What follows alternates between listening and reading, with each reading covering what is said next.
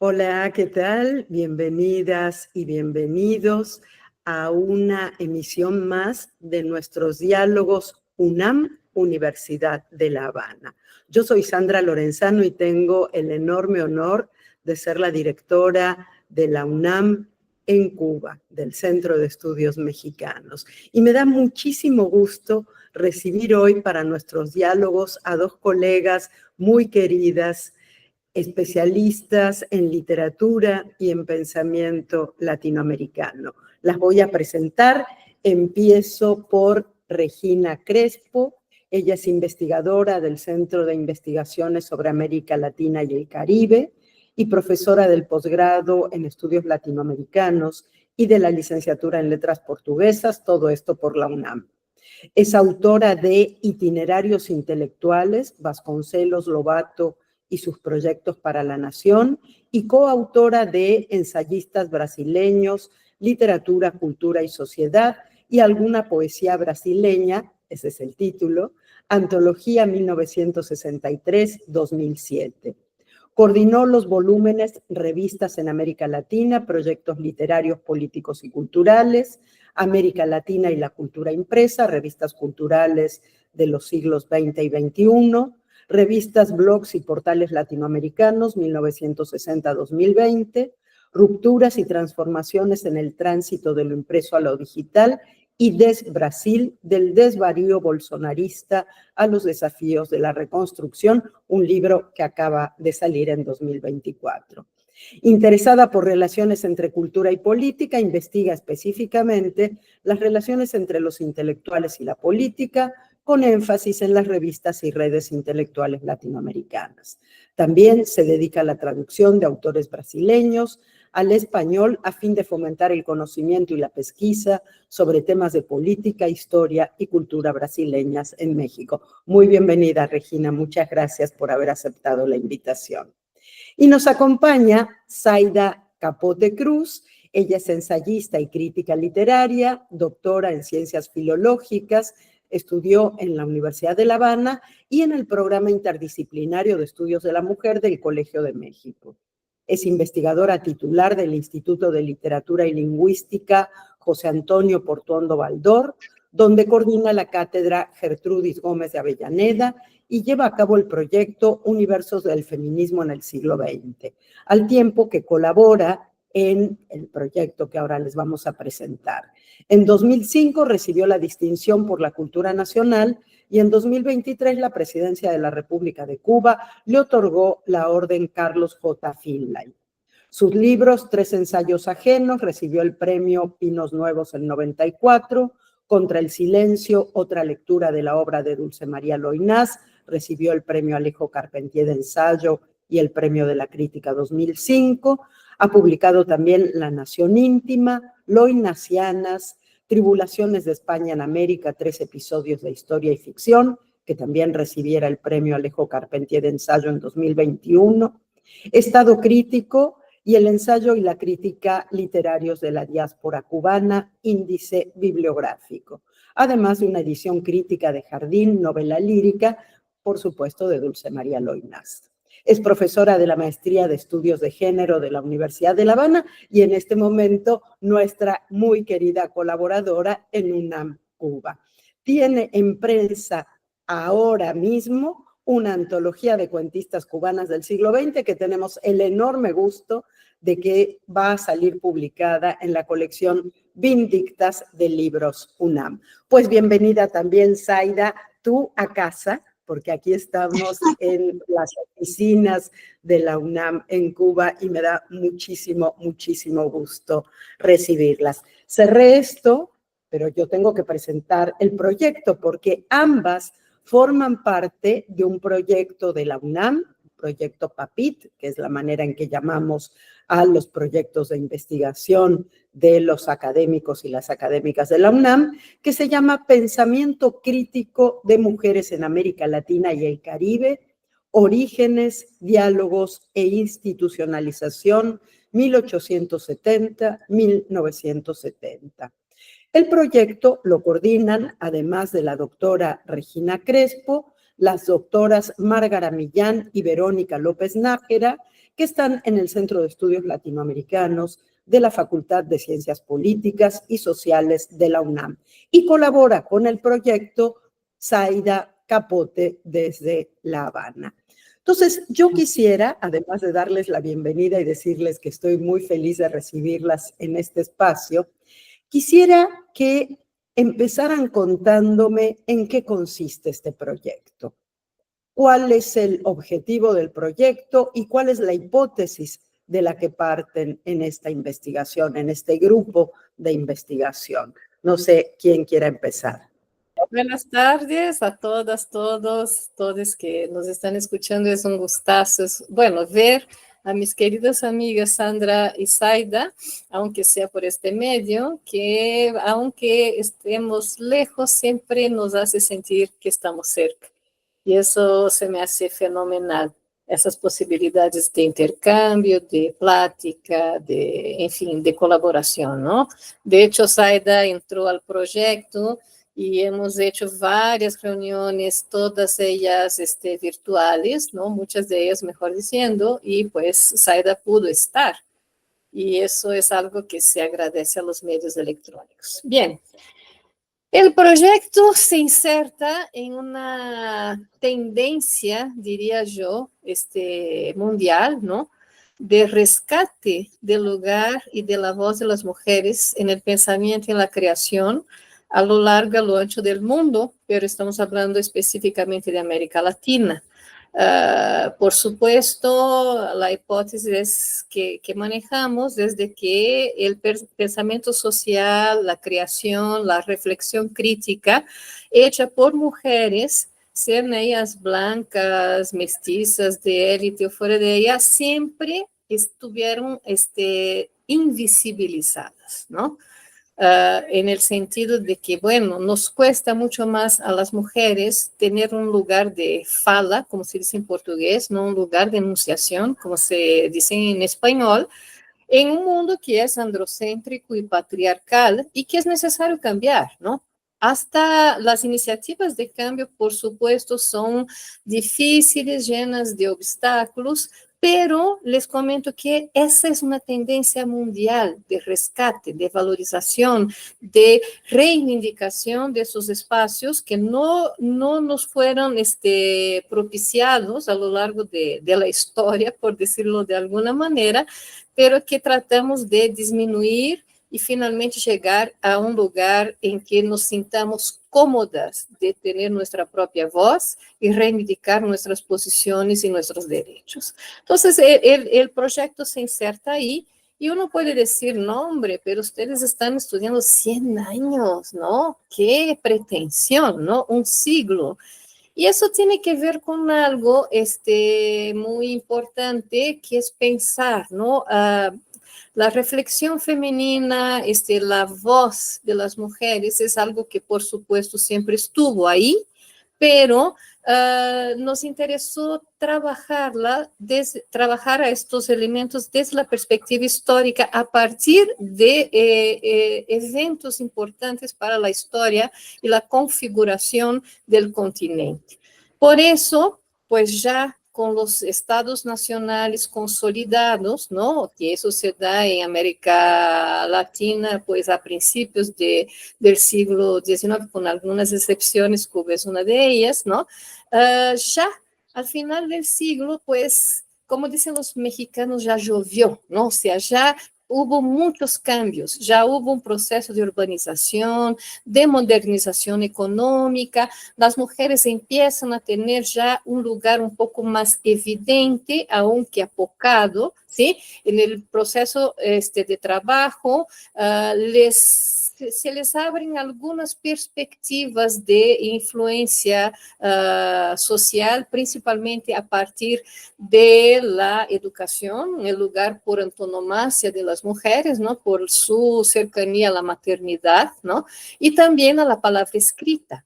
Pero aún así, eso que se ve muy fuerte a finales del siglo XIX hasta principios del XX es permeado por una serie de movimientos también de reivindicación y de cuestionamiento, ¿no? Por ejemplo, los movimientos de las mujeres dentro del anarquismo, la reivindicación específica de derechos que se da en el ámbito de las sufragistas, y así sucesivamente a lo largo y a lo ancho del continente vamos observando esas transformaciones, ¿no? A partir de la Segunda Guerra, el entreguerras y la Segunda Guerra, también tenemos pues una énfasis mayor en esta necesidad de estar, ¿no? Y sigue el apocamiento, sigue la invisibilización, lo que de cierta manera va a empezar a cambiar un poquito a partir de los años 50, 60, con el proceso de institucionalización de las ciencias sociales en el continente, con la organización de las universidades, con un espacio un poquito más grande para la perspectiva de acción de las mujeres, ¿no? Y en los 70, este proceso, por decirlo de alguna manera, culmina, ¿no? ¿Por qué? Porque a partir de los 80s, 90s, tenemos ya una fuerte presencia de las mujeres que no se daba en el periodo pasado, aunque el feminismo en todas sus olas ya estaba ahí presente, ¿sí? Entonces, ¿qué hacemos en este proyecto? Justamente tratamos de concentrarnos en ese periodo y buscamos una especie de representatividad territorial, por decirlo de alguna manera, ¿no? Tratando de pensar el lugar de las mujeres, no solamente en América del Sur, sino también en Centroamérica y principalmente incorporar el Caribe, que es algo que es una región que es muy, muy comentada, pero poco estudiada, ¿no? O sea, siempre que hablamos de América Latina y el Caribe, bueno, ¿dónde está el Caribe? ¿Dónde están las caribeñas? ¿Qué están haciendo? Entonces, en ese sentido, hemos trabajado con varios colegas, no solamente mexicanas, sino caribeñas, centroamericanas, sudamericanas, y hemos construido un núcleo de trabajo con más de 60 participantes, ¿sí?, que conforman una especie de red, por supuesto, trabajando a partir de los medios electrónicos de comunicación, y estamos produciendo cosas, ¿no? Artículos, encuentros, participación en congresos, y estamos tratando justamente de hacer que la voz y el lugar de esas mujeres que estuvieron perdidas en el pasado, pues pasen a ser evidenciadas y formen parte del panteón, ¿sí? Del panteón de las y de los hombres y mujeres célebres. Entonces, básicamente sería eso. Muchísimas gracias, Regina, por este panorama tan rico y esta explicación tan rica de lo que es el proyecto. Y a mí me gustaría preguntarle a Zaida cómo se inserta Cuba dentro de este panorama, con una modernización quizás un poco más tardía y un proceso no exactamente igual al que estaba comentando Regina en este momento. ¿Qué pasa con Cuba? ¿Qué pasa con el Caribe en este panorama? Bueno, a propósito de lo que Regina decía, yo estaba pensando que habría que añadir, además, que hablamos de pensadoras, de pensamiento social crítico, pero buscamos en las fuentes más diversas. O sea, buscamos en la ficción, buscamos en las revistas culturales, porque evidentemente las mujeres no tuvieron ese reconocimiento como pensadoras. Ya Regina se refería al silenciamiento y la invisibilidad. ¿Cómo es posible pensar en pensadoras a partir de obras de creación, por ejemplo, o de intervenciones en los periódicos? Porque no son mujeres, evidentemente, que tenían una cátedra de filosofía en una universidad. Son mujeres que fueron creando sobre la marcha y en el combate y la lucha por sus derechos, en defensa de sus derechos, fueron gestionando un pensamiento crítico que es el que nos toca a nosotras rescatar. En el caso de Cuba, sí, es otro tipo de periodización. Y yo quería referirme también a la ausencia de Cuba. Muchas veces Regina hablaba de la ausencia del Caribe, y es muy notoria en textos, por ejemplo, en compilaciones de pensamiento feminista latinoamericano. En Cuba no está. Las pensadoras cubanas no existen. cuando se hace la historia del feminismo en Latinoamérica, tampoco se refieren los congresos feministas en Cuba. O sea, es una ausencia que yo creo que este proyecto terminará anulando, terminará completando esa visión, no solo de Cuba, sino de otros países caribeños, que hay otras investigadoras a los cuales se dedican otras de las investigadoras involucradas. Y a mí me parece que es fundamental, además, el caso de Cuba, pensarlo en esos términos que decía Sandra, de que llegó un poco tarde a la modernización, cuando yo hago el levantamiento, digamos, del pensamiento feminista, lo llevo una década atrás de 1870, porque incluyo a Gertrudis Gómez de Avellaneda, que es como nuestra gran madre simbólica, y ella publica una revista literaria especialmente para mujeres, el álbum cubano de lo bueno y lo bello, en 1870, en La Habana. Y ahí entonces empieza a generar, a partir de una serie de medallones, digamos, biográficos de mujeres ejemplares, esas mujeres que deben ser ejemplo para otras mujeres, y a pensar en la condición de la mujer, con un ensayo que recomiendo mucho, cuya lectura recomiendo mucho, que se llama La Mujer. Ese ensayo de Gertrudis Gómez de Avellaneda abre un camino al pensamiento crítico, precisamente sobre la...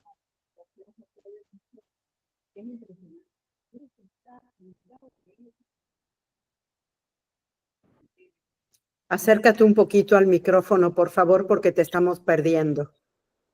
Bueno, y decía que ese ensayo de Gertrudis Gómez de Avellaneda está publicado en 1860 en la revista Álbum Cubano de lo Bueno y lo Bello, y añade una década previa al planteamiento inicial del proyecto. O sea, a veces no coincide, como sabemos, el acceso a la modernidad con las líneas de desarrollo del pensamiento y de la labor intelectual de los miembros de una sociedad, de las mujeres en este caso.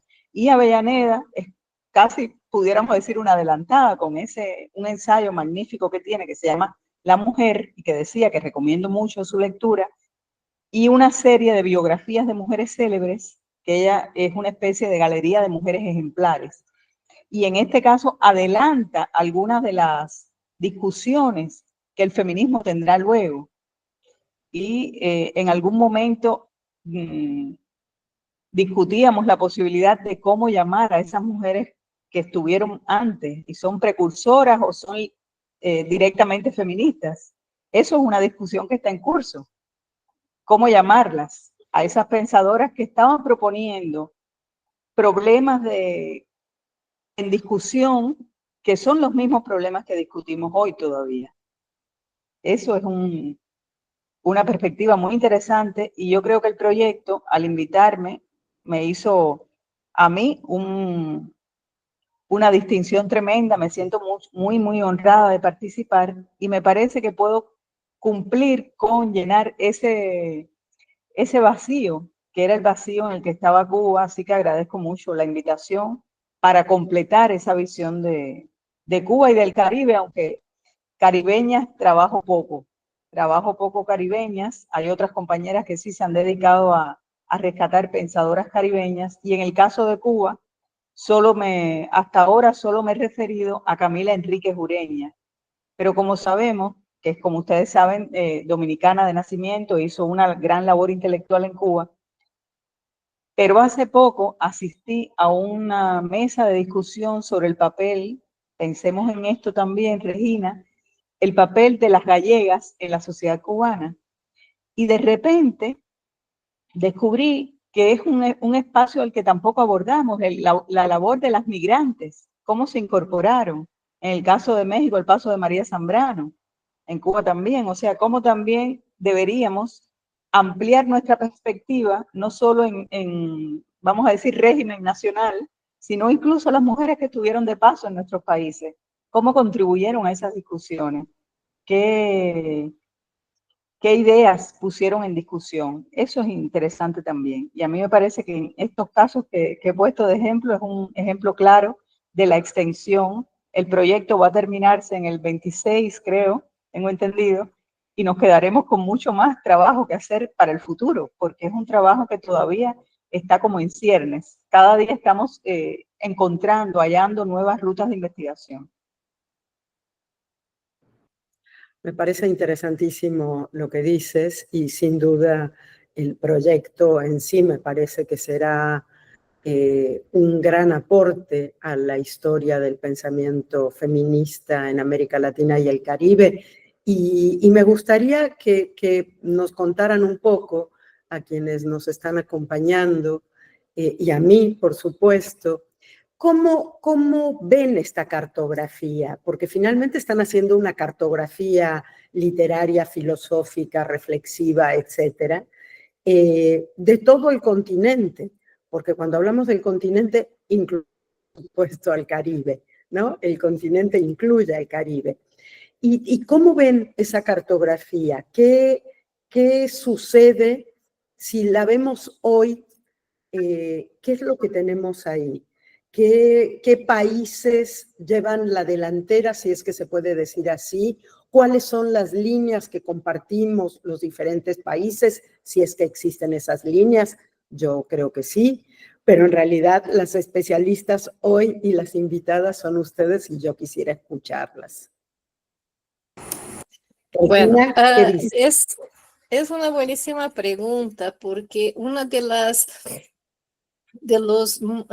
elementos que nos movieron a armar ese proyecto también fue pensar más allá del feminismo netamente hablando, ¿no? O sea, sí, las mujeres, uno piensa, bueno, es una opinión más personal mía, ¿no? A partir del momento mismo en que estamos actuando y estamos reivindicando, exigiendo, mejor diciendo, nuestro papel y nuestro lugar en la sociedad, pues somos feministas, ¿no? El feminismo como un movimiento, de hecho, de afirmación, de reclamo, de posicionamiento. Pero al armar el proyecto pensamos, bueno, por supuesto, estas mujeres precursoras o continuadoras o innovadoras parten del feminismo como hasta una herramienta de existencia, ¿no? De conformación de un lugar. Pero va más allá de eso, ¿no? Entonces, por ejemplo, tomamos un curso. Una de las actividades del proyecto fue un curso que nos dio la colega Carla Ferreira, de la Universidad Federal de Río de Janeiro, sobre Vânia Bambirra. Vânia Bambirra fue una exiliada brasileña en México y fue una de las mentoras, ¿sí? De la teoría de la dependencia, con Rui Mauro Marini y Teotônio dos Santos, pero en la historiografía no aparece, ¿sí? Siendo que un análisis más meticuloso de su obra nos hace ver que muchas de las cosas que Rui Mauro y Teotônio defendieron, de hecho, su origen estaba en el pensamiento económico de Vânia, ¿sí? Entonces, Vânia pensaba, obviamente, en el lugar de las mujeres, tenía una perspectiva incluyente y una postura, pues, revolucionaria. Por eso fue una exiliada, obviamente, ¿no? Tuvo que salir corriendo de la dictadura brasileña y estuvo acá muchos años enseñando en la Facultad de Economía, ¿no? De Ciencias Políticas y Sociales, ¿sí? Pero no está. Entonces, nuestra idea es precisamente que esa cartografía, qué bueno que lo menciona Sandra, porque estamos montando una cartografía utilizando todas las ventajas que los medios digitales nos ofrecen, junto con una organización que está en Venezuela, se llama Utopics, para que el público tenga acceso precisamente a este material desde una perspectiva clara, inmediata, por internet, y fácil y atractiva. Porque eso también no podemos olvidar que estamos en el reino de la imagen y la gente parece ser que quiere leer menos y ver más, ¿no? Entonces estamos trabajando mucho también con estos medios para que eso se pueda expandir y tenga una visibilidad más grande. Pero para hacer eso, por supuesto que las organizadoras del proyecto y las colaboradoras tienen que dar de sí y establecer también sus prioridades, sus elecciones, y a partir de las cuales estamos haciendo, el año pasado hicimos todo un trabajo de periodización y clarificación de sus periodos, ¿no? el último de los años 70, pues está marcado por las revoluciones, está marcado por la revolución cubana. O sea, todos esos elementos que son históricamente intensos tuvieron y siguen teniendo de cierta manera una influencia en el pensamiento y en la acción femenina, ¿no? Femenina, feminista, de mujeres, como queramos. Y entonces ahí estamos trabajando. Por supuesto, ¿no? Zaida comenta toda la necesidad de insertar a Cuba y yo tengo que hacer lo mismo con Brasil, porque Brasil siempre está pensado desde una perspectiva medio distante, somos vecinos distantes, somos primos, pero no hermanos, ¿no? Y la lengua nos separa. Entonces, todas esas cosas me hacen pensar que mi papel en el proyecto es básicamente no solamente pensar en términos macro, pero también traer agua a mi molino nacional, ¿no? Y traer a las mujeres brasileñas también a este gran panorama que estamos organizando. Entonces, están argentinas, están mexicanas, están mujeres de los Andes, colombianas también, y algunas brasileñas, por supuesto, ¿no? Además de las centroamericanas y caribeñas. Pensaba, ahora que decías esto, Regina, pensaba primero en el tema de las interseccionalidades, ¿no? Porque, claro, hay que pensar en estas naciones que a lo mejor están un poco difusas cuando hablamos de América Latina, que no se trabajan tanto, Brasil en tu caso, Cuba, pero el caso cubano, después que quisiera decir algo, hacer una pregunta por ahí. Pero también lo que tiene que ver, por supuesto, con la etnia, con la clase social, con la lengua, porque no hablan o hablamos portugués la mayor parte de los habitantes de América Latina, pero tampoco hablamos ninguna prácticamente de las lenguas indígenas, ¿no? Y ahí hay un reservorio de conocimiento y de perspectivas de vida que mucho tienen que ver también con las reflexiones feministas, las reflexiones de mujeres, ¿no? El tema de las ancestras, los conocimientos ancestrales y demás que tan importantes han sido en el rescate feminista. Entonces, por ahí quiero ir un poquito. Le vamos a dar la palabra a Zaida, pero además, ya que va a hablar Zaida, quiero decir algo que me llama la atención. Es verdad esto de quizás un poco haber como dejado de lado a Cuba, como lo plantea la propia Zaida, y si ella siendo cubana lo plantea, no soy yo quien para decir que no. Pero me llama la atención el proceso que tiene que ver con Cuba, porque toda nuestra historia, hasta el momento que ustedes hacen el corte, 1970, en ese momento, lo que marca nuestra historia es la Revolución Cubana. Entonces, ¿qué sucede en ese proceso que hace que algo que fue fundamental para América Latina y que determinó además gran parte de la historia latinoamericana en las décadas siguientes, porque de no haber existido la Revolución Cubana no hubieran existido seguramente gran parte de los movimientos de liberación nacional de nuestros países y demás, y después un poco queda como rezagada. ¿Qué pasó ahí? Cuéntenme un poquito, Zaida, ¿tú qué dices? Pues a mí me parece que tiene que ver sobre todo con la desconexión posterior a la caída del socialismo de Cuba con el mundo. Porque estamos hablando de productos culturales o académicos posteriores a esa fecha. Cuando se hace un recuento de la historia feminista o de los textos feministas de América Latina, y te digo, Cuba no está, parte de un proceso extraño para mí, porque además pienso, por ejemplo, en la compilación de Francesca Gargalo, que se publicó en Venezuela, o sea, súper cercana a Cuba. Francesca estuvo aquí, fue jurado del Premio Casa, y sin embargo Cuba no está. Para mí es algo inexplicable, ciertamente. Como tú dices, es una especie de contradicción. La única explicación que puedo hallarle es que no hacía falta. O sea, se entendía que era coherente o que era suficiente con el resto. porque este caso específico, el de Francesca, para mí fue siempre un enigma, ¿no? Y Francesca era súper dedicada, excelente investigadora, te digo, estuvo aquí en Cuba, conocía. Entonces, sigue siendo un enigma. ¿Por qué? Esa puede ser una explicación, esta que doy. Pensando en esas mujeres que hablaba Regina de Vania Bambirra, aquí estuvo Isabel Larguía y el trabajo sobre la doble jornada salió en la revista Casa de las Américas en el 71.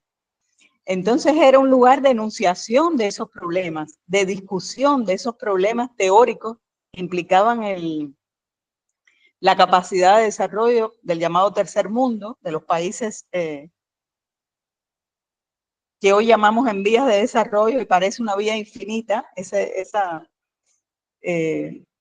verbalización actual de los procesos históricos como que no queremos hacerle daño a nadie y todo se convierte en algo súper liviano, ¿no? Entonces, ¿cómo pensar nuestros países sin la contribución efectivamente que dices de Cuba y las discusiones que tuvieron lugar en Cuba? Entonces, para mí es un deber, y ahora en el proyecto lo hago y lo hago permanentemente, intentar rescatar ese lugar de Cuba, porque efectivamente aquí se dieron discusiones muy serias. Yo recordaba cuando hicimos el congreso que Regina no lo había mencionado, pero tuvimos un encuentro, un coloquio que fue súper fructífero porque nos conocimos personalmente, nos encontramos, discutimos y cada una llevó parte de sus investigaciones. Y yo mencionaba, y vuelvo sobre Camila Enríquez Ureña, porque me llamó mucho la atención que en el año 67, preparando el Congreso Cultural de La Habana, Camila piensa, le hacen una entrevista en la revista Bohemia, y Camila quiere decirle a las delegadas y delegados que vienen de Europa, hablar de la defensa de la educación sexual y del derecho al aborto, porque en Cuba era un tema en discusión y el aborto estaba legalizado. Entonces, pensemos, por ejemplo, en ese tema y lo tardío que ha sido su aprobación y la ofensiva contra el derecho al aborto que estamos viviendo en la actualidad. O sea, pensemos eso, por ejemplo. Y Camila Enríquez Ureña, que además siempre me gusta decir que era una mujer a la que nadie sospecharía de ser revolucionaria, pero lo fue, porque con su imagen, por ejemplo, Camila era una mujer muy elegante, que usaba un collar de perlas, era una profesora muy distinguida de la Universidad de La Habana, y nunca pensaríamos que Camila hablaba de esos temas, pero sí los hablaba, los escribía y todo eso.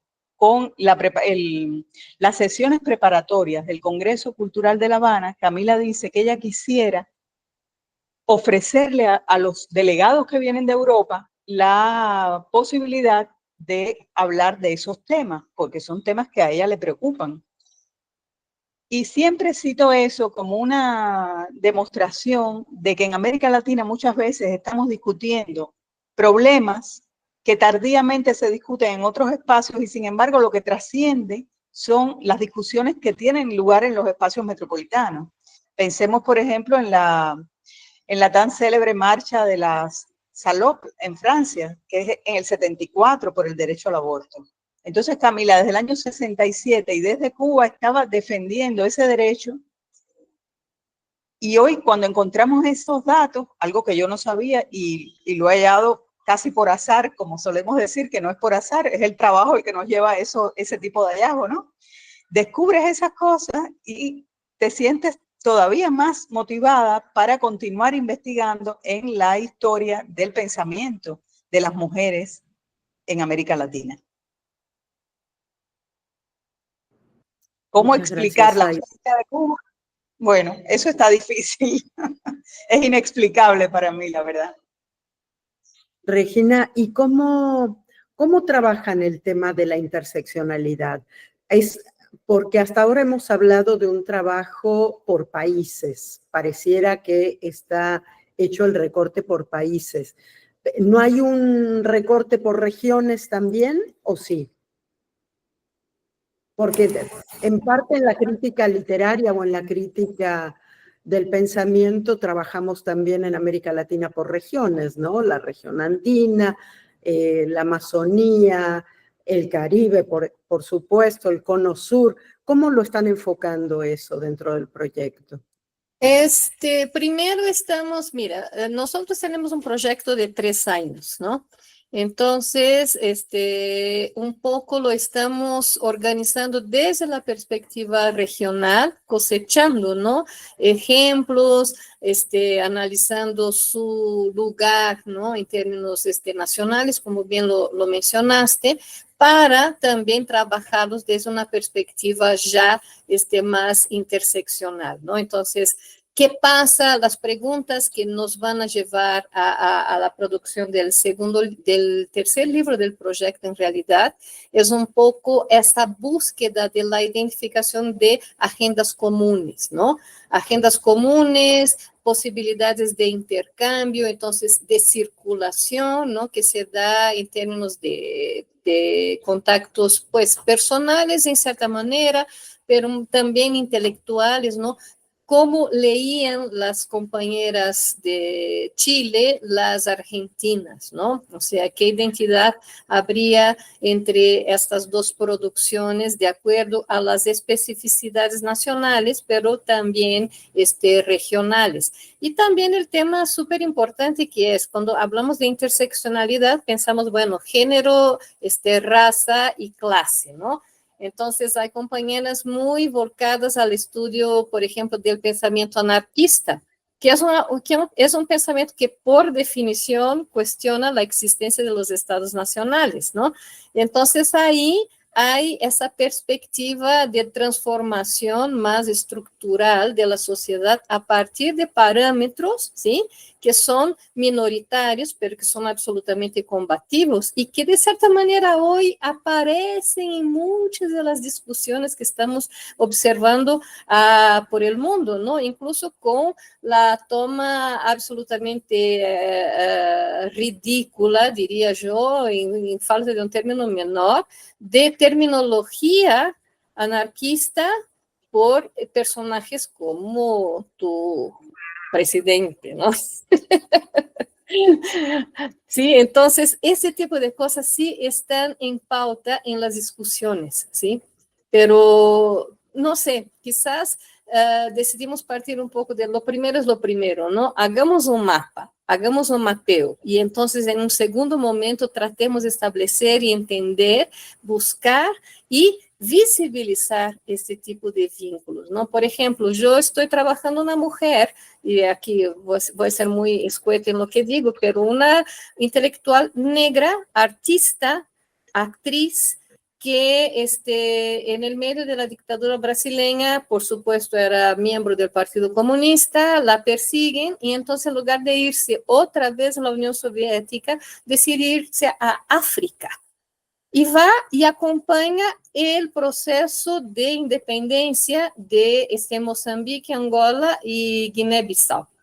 Entonces, y ahí con todo lo que eso significa de sorpresas acerca del machismo, del patriarcalismo, de la violencia hacia las mujeres, de la ausencia de voz, de la sorpresa en el caso de ella, que era una mujer negra que defendía en Brasil, ¿no?, la pauta absolutamente no racista y que acaba siendo objeto de racismo por extranjera, por xenofobia en África, pero peor, tenía que evitar invitar a actores y bailarines blancos en Angola, porque los blancos ya no tenían lugar ahí. Y entonces ella se rehúsa a hacerlo, por decir, oye, yo no salí de mi país donde luchaba en contra del racismo para adoptar una práctica racista en un lugar que se supone está transformándose para mejor.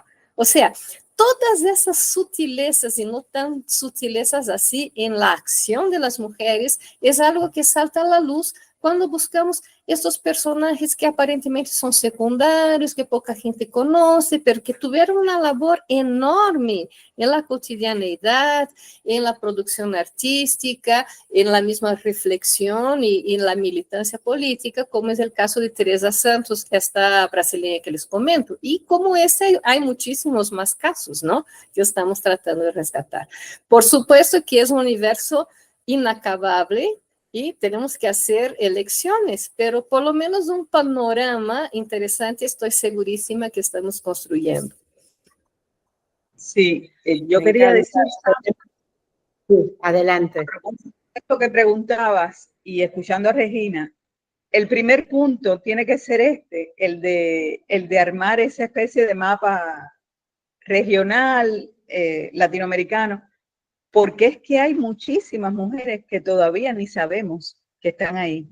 Voy a contarles una cosa, ni siquiera recuerdo el nombre. Tengo un amigo de la persona. Tengo un amigo que en un mercado de antigüedades encontró un álbum con recortes de prensa sobre una mujer que en los años 40, 50 daba charlas y conferencias públicas sobre la situación de las mujeres.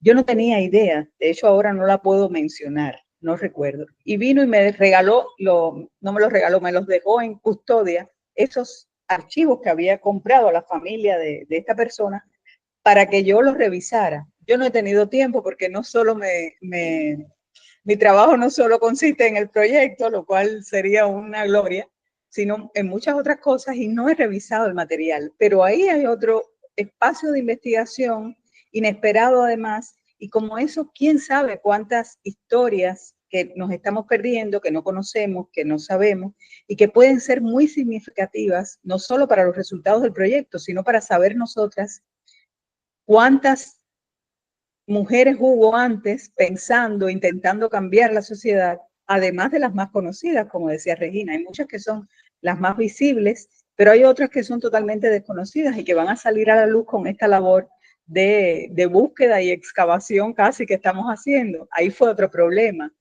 porque recuerdo cuando nos reunimos en el coloquio que hablábamos de exhumar, de excavar, de desenterrar, y una compañera llamó la atención acerca de la repetición de esas palabras, porque son palabras terribles que hablan de personas muertas. Entonces, habría que hallar otro modo de referirse al rescate, a la recuperación de la herencia de esas pensadoras. Y siempre que hablamos de estos casos, creemos que es algo que está oculto, que hay que sacar a la luz. Y eso, claro, la metáfora que viene a la cabeza enseguida es la de exhumación, la de desenterrar, pero es funesta. Y esa compañera nos lo hizo notar, y es cierto. Pero lo que sí también es cierto es que hay muchas mujeres que hicieron una contribución pública importante y que todavía hoy no tenemos idea de la magnitud de esa contribución. Y este ejemplo que pongo me ocurrió a mí, pero puede ocurrirnos a cualquiera. Que alguien venga y te cuente de alguien que no tenías la menor idea de que existía y que tuvo una importancia en la sociedad de su tiempo. Claro, estoy pensando, y ya vamos cerrando el diálogo si les parece, pero estoy pensando en que en realidad cuando hablamos de exhumación, desentierro, etcétera, etcétera, estamos poniendo el foco quizás en un espacio que deberíamos transformar. Porque lo que ha sucedido es que estas mujeres están, pero la historia ha sido contada sin ellas. Entonces, en realidad lo que hay que hacer es retomar, que es lo que ustedes están haciendo en el proyecto, un proyecto que me parece maravilloso y que será enriquecedor para todas y todos en el continente, por lo menos, y más allá. Lo que tenemos que hacer es recuperar la narrativa que incluya a estas mujeres, que las incorpore. Entonces, más que de desentierro, me gusta pensarlo como una iluminación. Vamos a poner el foco o vamos a aguzar el oído ante las voces que han estado no silenciosas, sino silenciadas por quienes han dictado la historia de nuestro continente, la historia del pensamiento de nuestro continente. Y en ese sentido lo vivo como un proyecto muy iluminador, ¿no? Y me gusta que ustedes lo hayan planteado así, porque más allá de los términos que se usen, lo que han hecho es mostrar todo aquello que tenemos hoy que considerar si queremos pensar en términos de la historia de las mujeres y del pensamiento de las mujeres en el continente. Yo les agradezco muchísimo. Regina dijo por ahí, este sería ya el tercer libro. ¿Podemos conseguir los dos anteriores? ¿Hay forma de leerlos? ¿Ya están publicados? No, están en elaboración. Pero lo que sí tenemos hecho es un dossier que coordinamos desde el proyecto con un compañero Hernán Oviña, lo que quiere decir también que es un proyecto de mujeres, pero los hombres están ahí. O sea, no estamos de selectivas ni de intolerantes, al contrario, queremos que los varones estén con nosotras y estemos estableciendo un diálogo entre todos, ¿no? Pero es un dossier que acaba de salir, el volumen 8, número 1 de la revista OLAC, Laboratorios de Estudios Latinoamericanos y Caribeños, de la Universidad de Buenos Aires. Acaba de salir y con contribuciones no solamente de miembros de nuestro proyecto, como la convocatoria fue abierta. Y aparecieron cosas súper interesantes también con esta misma idea de este periodo, por las especificidades que tiene. Y si está en línea, este acceso gratuito, se bajan todos los artículos por PDF y yo les recomiendo muchísimo la lectura, ¿no? Los demás tenemos un libro metodológico que estamos trabajando y ya los 2 próximos, todo eso saldrá, si todo sale bien y las diosas nos ayudan, los dioses también, en 2025-26. Muchísimas gracias. Vamos a poner luego abajo de la grabación el enlace para poder descargar el dossier. Sin duda, pues será sumamente útil para todo el mundo que le interese estos temas. Pues les agradezco muchísimo, chicas. Como ven, quienes nos han acompañado hasta este momento, estamos metidas en proyectos compartidos entre Cuba y México, que sin duda van a enriquecer el pensamiento de todo el continente. Muchísimas gracias, Regina Crespo, Zaida Capote, por habernos acompañado hoy. Gracias, y gracias a ustedes por habernos seguido hasta este instante. Los esperamos en la próxima emisión de nuestros diálogos UNAM, Universidad de La Habana. Hasta luego.